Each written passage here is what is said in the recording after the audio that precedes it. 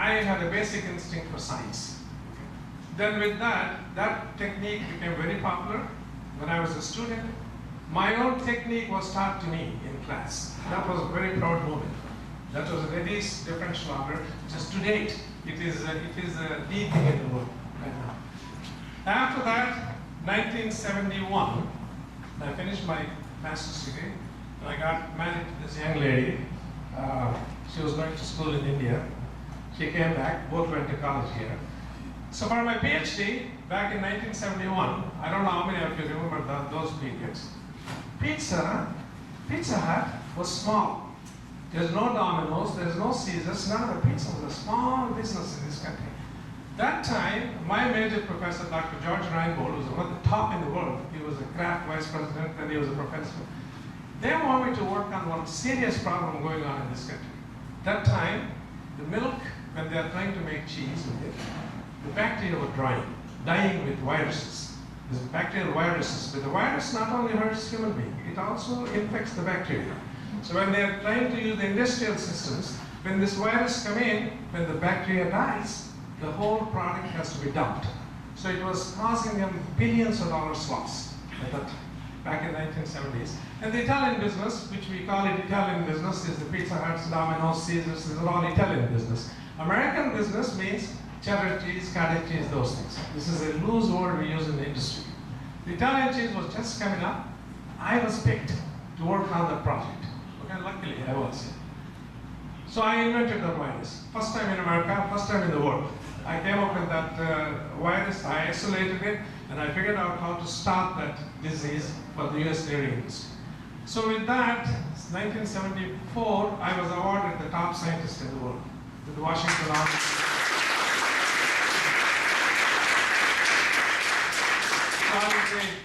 So the French went on a battle with us. He said, no, we invented, not America. But finally, we won anyway. So the United States, we came up with the first time in that thing. Then at that time, these Pizza Huts were growing and everything. There's a small company in Denver. It's Entreprenuer Foods. He is one of the richest in the world right now. Okay? This company, they hired me and my major professor I was the head of the research, director of research. We both finished college by then. My wife did her bachelor's degree and I did my PhD. And we moved to Denver.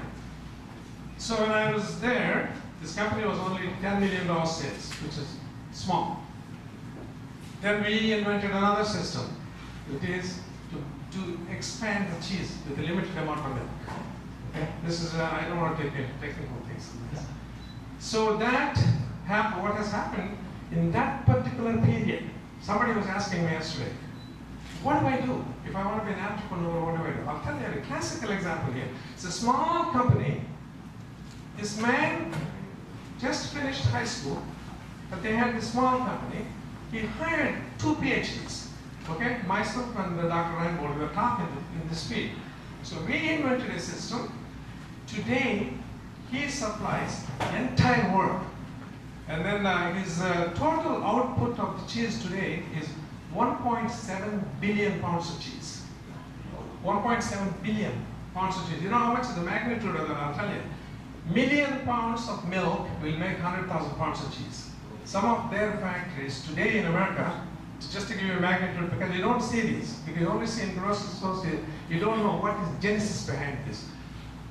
If you go into aircraft, you look down there in US, you see tons and tons and tons of farms. Every farm has a lot of cows. Every cow is producing milk. That milk will be transported to the nearest factories, and that milk has to be processed by the end of the day. First drop of the milk goes to the grocery store. People have to drink. First preference is refrigerated. The second preference is the dairy product. You can make cheese, yogurt, buttermilk, whatever it is. They manufacture every day. And the surplus of that, and then go to the school lunches. School lunch programs, they move the milk to that. The last one left over is dried as a milk powder. Milk powder is dried, and that is kept for the United States, and they give it to other countries and everything. That is the last preference. So the magnitude of the business right now is each factory in this country, believe me or not, Some of the factories are processing 10 million pounds of milk a day. In 24 hours, each factory puts out million pounds of cheese. In 24 hours. And that cheese is dragged out, goes to Pizza Huts, Domino's, Caesars, you name it, you got it, all the pizza huts in the country. You know? This movement has to go on every day, every day. But if you can imagine, if there's a stagnation in the manufacturing, if there's a problem in it, you have a serious problem. Okay? We cannot stop this momentum. Okay? So that is where, the reason I gave you the little background, that way you appreciate it. What goes on behind these grocery stores. So my involvement at that time, back in 1974, I was there as the head of the research. I moved up as the head of the operations. 1981, is it 81? Yeah, we started a company. The reason I did that, here's an entrepreneurship. I was getting sick and tired. Same thing. Go to California, go to New York, go here, go there, go to Europe, come back. Airplane to airplane, okay? So we were building the plants, and I was doing all of that. Then one day I examined myself. What am I going to do the rest of my life? I was 32 years old. And then I was well known. I was making reasonable amount of money. Yeah, it's a job, right? So I thought, I got an idea. This is where the entrepreneurship comes in. I got an idea. Why not there are small people out there too. It's not only these big monsters, the little people out there. They can't afford research. So why not I supply research to them, and then also I'll make 3 little business, right? This is what the idea was. Bingo, we jumped in. That's what's called ADFAC Labs, American Dairy and Food Consumption Labs. That is what we started back in 1982. My wife was with me at that time too. She made the brochures and everything, you know, and this company was formed. This American, once I started it, very interesting thing happened. 6 months later, not even 6 months, 3 months later, these big conglomerates called me. They said, we don't want you to do that. Yeah? Whatever you need, we'll give you. You be partner with us, and I became a partner with Dairy Farmers of America. Dairy Farmers of America handles every ounce of milk in this country in 42 states. The biggest in the world. So they made me as a partner. Okay? Then I designed the systems. I made billions of dollars. Okay? And then the hunky-dory everything. While this is going on, interesting. Pizza Hut started as an entrepreneurship again. One college student was going to school in Wichita, Kansas, back in 1955. He did not have any money. To put him through school, he was making pizza. He just came up with an idea to make this Italian type of dish. Then one led to another one led to another one. Last, Coca-Cola bought him out. No, it's Pepsi. Pepsi bought him out. Pepsi paid him, I think, over $3.5 billion. Okay? Yeah, a student started an entrepreneurship. And then Domino's Pizza, also started by a student, Mr. Monahan. I used to work with him. You might have seen in the USA Today, myself and him, and I was, they put it in the USA Today that I was paid $1 million a year by him. I asked Tom, where is the money, Tom? He said, you did spend it, okay? Okay. Tom, he started, he was going to college, architectural student. He was a student of architecture, didn't have money. Same thing. He was trying to, he got an idea. Hey, these Pizza Huts are big guys. I can't compete with them. He got an idea. Why not deliver pizza to the dormitories? Because remember, all of you are students here. Remember, we all used to drink beer after 10 o'clock? Okay? That's the time to hit it, he thought, you know? So he was delivering pizzas. He came up with a delivery type of pizza. 30 minutes he will deliver it. Yeah? Today, he has 13,000 restaurants. 13,000 of them. Tom sold it 5 years ago, again for $4 billion. Because if you're from Michigan, you'll know it, okay? Same thing, Little Caesars. How many of you remember the Godfather movie? Yeah? Few of you, yeah? Marlon Brando's, 1973. When the movie came in, there was a little guy in Omaha, Nebraska. He thought it's a cute idea, cute name, Godfather's Pizza. he called it. Yeah, that's the exact name. He came up with the movie. Then he got an idea. He thought, why don't I make a Godfather pizza, one stove? Yeah. Willie Thiessen, that's his name. Willie also became a multi-billionaire.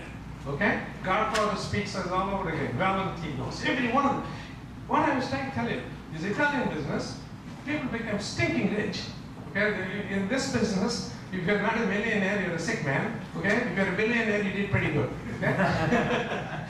Now, the reason I want to tell you, somebody asked me the other day too, how does the entrepreneurship concept come in? See how the entrepreneurs came in?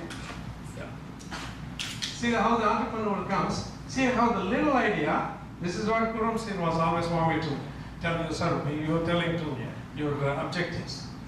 Entrepreneurship is a very interesting concept. It has nothing to do with education. If you have an education, that's great. If someone like me, I'm a scientist, got into it, it's a different issue. Then you can ask me, what the hell did you do? When all these people are making money, what is your role? What am I doing? Yeah? What I did, how many of you remember, it used to take pizza at home for you to make 30 minutes to 40 minutes. Anybody remember that? Nobody. Because that means it's thing of the past, yeah? It used to take 30 minutes to 40 minutes in restaurants. Today, it's done in less than 5 minutes. Okay? Why is that? Where is innovation? Less than 5 minutes, how could you do it? Engineering came along. Radiant ovens, microwave ovens, and all this, right? As a technologist, we designed the system. Using the microorganism, cheese should not burn. Pizza should not burn, even at 800 degrees Fahrenheit, because it's done with biotechnology. That's what our company does. Okay? Like if you look at the television, you see the ads in television, Pizza Hut cheese strings like million miles, okay? Right? And then one guy will be walking round and round and round with a little Caesar's pizza and all that. All those designs are done by our company. We do that. This is all microbiological and enzymatic systems. Okay? A lot of people would not know even this one. Where do these things go? Because nobody knows where they go. This is why when he introduced me, he was telling me, he told me today, how many of you know what goes on underneath? Yeah? Nobody knows. So anyway, I just wanted to give you where the technology fits in. There's a technology entrepreneur, there's a business entrepreneur, there's an entrepreneur in anything. Okay? Entrepreneurship is a state of mind. That's what I wanted to impress upon you. Okay? It could be anything. Is there any age limit for the entrepreneur? No. Heck no. Right? I'm glad you said that. There's no age limit for the entrepreneur. Entrepreneur can come up with an idea and can go into the business. Could any of the young ones jump into the entrepreneurial business? Yes or no?